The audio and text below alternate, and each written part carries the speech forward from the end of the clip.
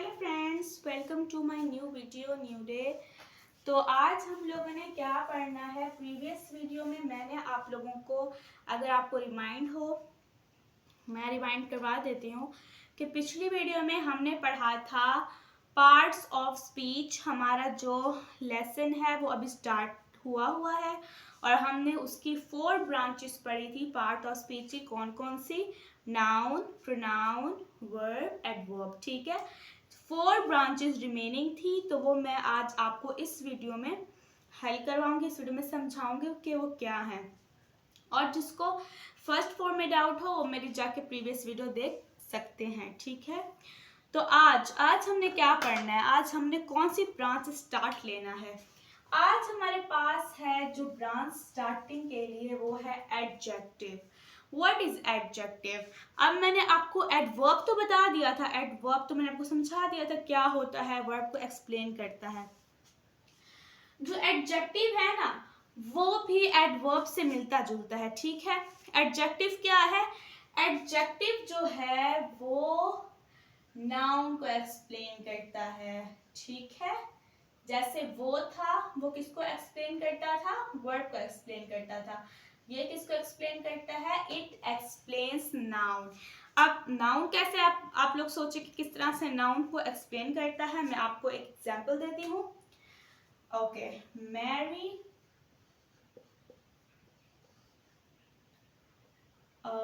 plucked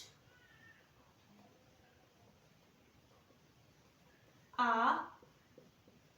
red flower।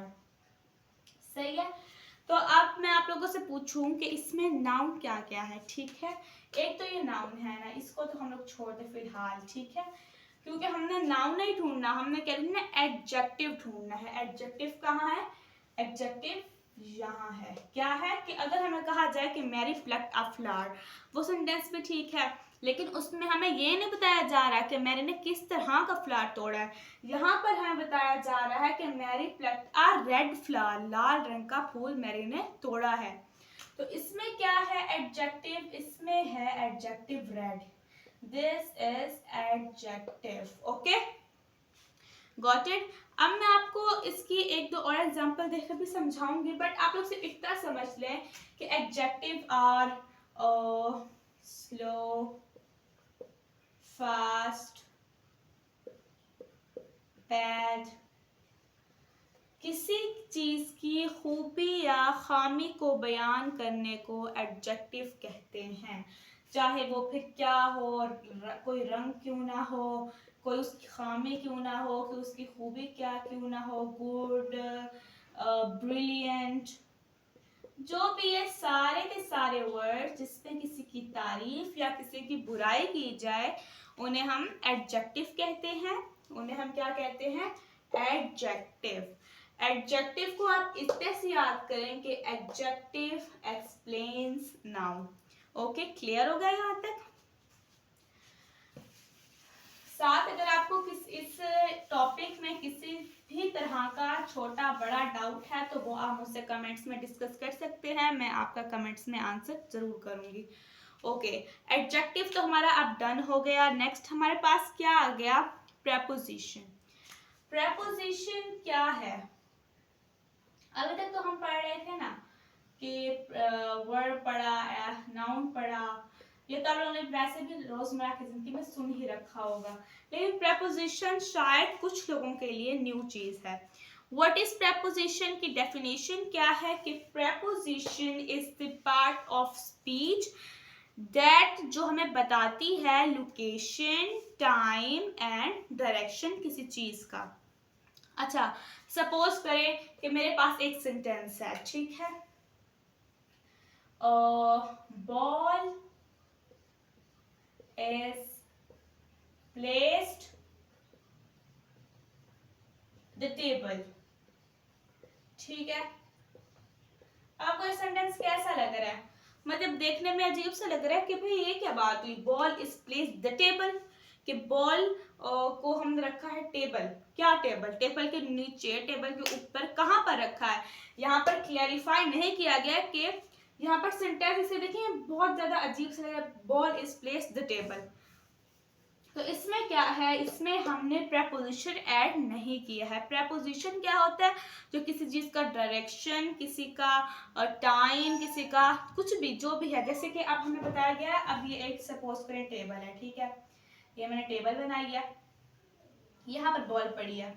अब अगर मुझे इसका डायरेक्शन किसी को बताना है कि वेयर इज द बॉल, तो मैं क्या करूंगी, सबसे पहले उसको बताऊंगी कि the ball is under the table, के बॉल टेबल के नीचे पड़ी है, जाकर उठा लो। मैं अब ये तो नहीं कहूंगी बॉल टेबल है, बॉल टेबल पड़ी है, वो पूछेगा ना कहाँ पड़ी है, किधर पड़ी है। जो जो वर्ड्स यूज होते हैं क्लेरिफाई करने के लिए किसी चीज का डायरेक्शन, टाइम, कुछ भी, तो वो प्रेपोजिशन कहलाते हैं। प्रेपोजिशन में कौन कौन से वर्ड आ जाते हैं, इन यानी कि अंदर, एट यानी कि एट मतलब उस पर, ऑन यानी कि उसके ऊपर, ठीक है। ऐसे वर्ड्स जो क्लैरिफाई करें कि बात किस जगह की जा रही है, किस डायरेक्शन की जा रही है, these are called the prepositions. Okay, इसमें बहुत सारे आ जाते हैं, आफ्टर, अंडर, अंडर मैंने लिख दिया है वैसे तो already. Okay, these are called prepositions. Okay, चलिए नेक्स्ट ब्रांच पे चलते हैं। Which is the next branch, next branch हमारे पास जो है वो है कंजक्शन। ओके, कंजक्शन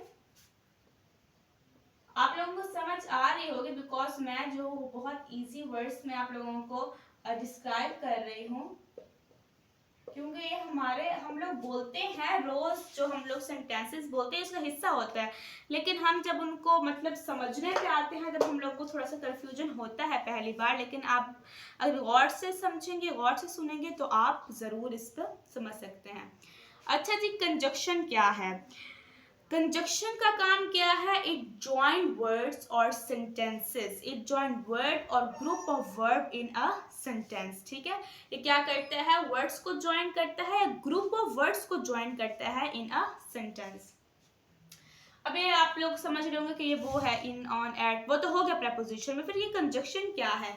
क्योंकि ज्वाइन तो उससे हो गए, इन टेबल, लेकिन इस तरह नहीं है। वो तो हम बता रहे थे कि डायरेक्शन बता रहे थे, जगह बता रहे थे, टाइम, उधर से दो जुमले तो आपस में नहीं हो सकते हैं ना। जैसे मतलब मैं एग्जाम में फेल हुआ क्योंकि मैंने पढ़ाई नहीं की थी, सही है। उर्दू में अगर मैं आपको बताऊं कि मैं पेपर में फेल हुआ क्योंकि मैंने पढ़ाई नहीं की थी, तो इसमें क्या, दो जुमलों को क्या मिला है? क्योंकि, ठीक है। तो अब मैं आप लोगों को बताती हूँ कि कंजक्शन को इजी वर्ड्स में हम कैसे समझ सकते हैं कि कंजक्शन आखिर है क्या, ठीक है। तो ये एक सेंटेंस है, I am coming to party,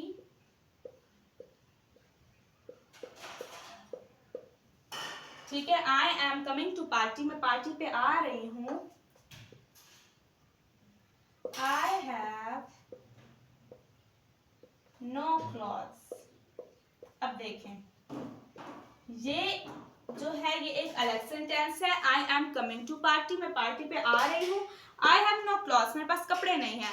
अब अगर मैं इनको भी मतलब ज्वाइन कर दूं, ऐसे ही एक उसमें लिख दूं, I am coming to party, I have no clothes, क्या ऐसे लग रहा है कि हम लोगों ने इसको भी एक सेंटेंस में नहीं किया कि मैं पार्टी पे आ रही हूँ, कपड़े नहीं है। तो ये तो जो है वो मतलब पूरा सेंटेंस नहीं हुआ ना, कंप्लीट सेंटेंस कि मैं पार्टी पर आ रही हूँ, कपड़े नहीं है।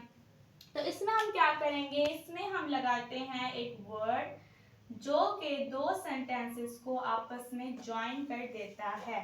क्या ज्वाइन किया? I am coming to party but I have no clothes, पर मेरे पास कपड़े नहीं हैं। तो इसने क्या किया, दो सेंटेंसेस को आपस में ज्वाइन कर दिया। This is called conjunction. I hope it's clear, ठीक है। ऐसे बहुत सारे वर्ड्स हैं, बट, बिकॉज, ईटीसी एक्सेट्रा।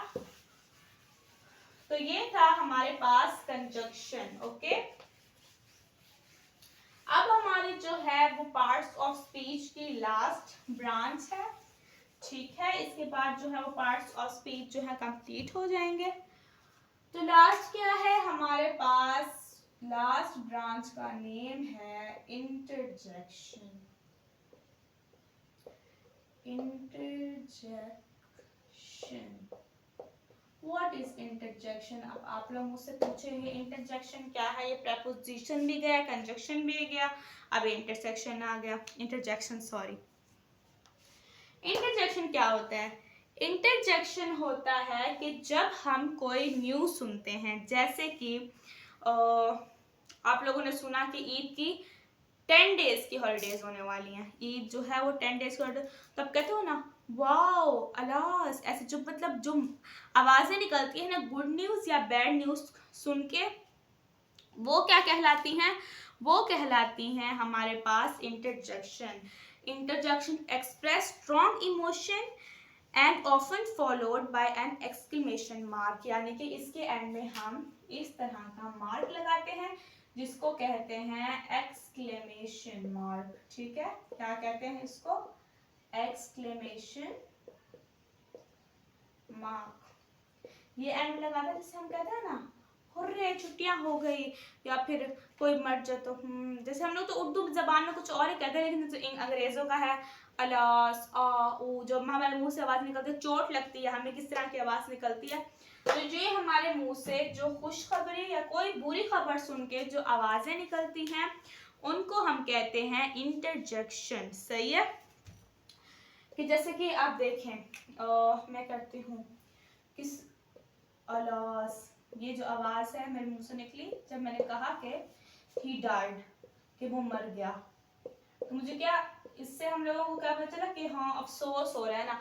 तो अफसोस के टाइम पे या खुशी के टाइम पे जो हमारी आवाजें निकलती हैं, जो वर्ड्स निकलते हैं हमारे मुंह से, उन्हें हम लोग कहते हैं इंटरजेक्शन। ठीक है, ये था हमारे 8 पार्ट्स ऑफ स्पीच। होप कि आपको क्लियर हो गए हों। मैंने बहुत ही इजी वे में आप लोगों को समझाए हैं, होप आप लोगों को समझ आ गए हों और आप भी गए होंगे ज़्यादा से ज़्यादा। ठीक है, तो ये थी वो 8 पार्ट्स ऑफ स्पीच जो कि मैं आपको समझाना चाह रही थी।